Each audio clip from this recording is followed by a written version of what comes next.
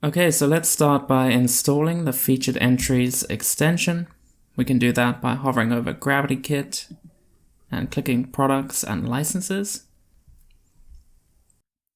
So this takes us to this screen, and here we can manage our licenses and install, update, and deactivate GravityKit plugins.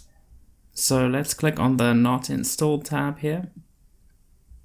And we'll scroll down to Featured Entries and click Install Now. Okay, so that is now installed and the extension has been automatically activated. Okay, so that is installed. Now we can go ahead and start featuring our entries. So to do that, head over to the Entries page for your form in Gravity Forms. Here we go. As you can see, this is showing all the entries for my form called the Client Database. So if I scroll down, you can see all the entries here. And you'll notice that on the left, there's actually the star icon here. And just by clicking on that icon, you can feature an entry. So here's how that looks.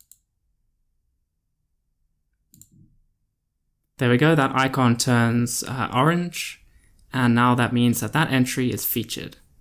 So now head over to your view where you're displaying your entries, because there's one option that you might want to configure.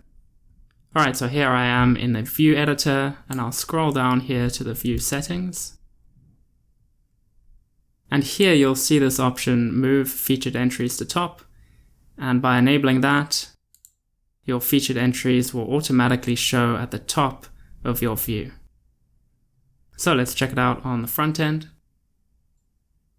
Here we go.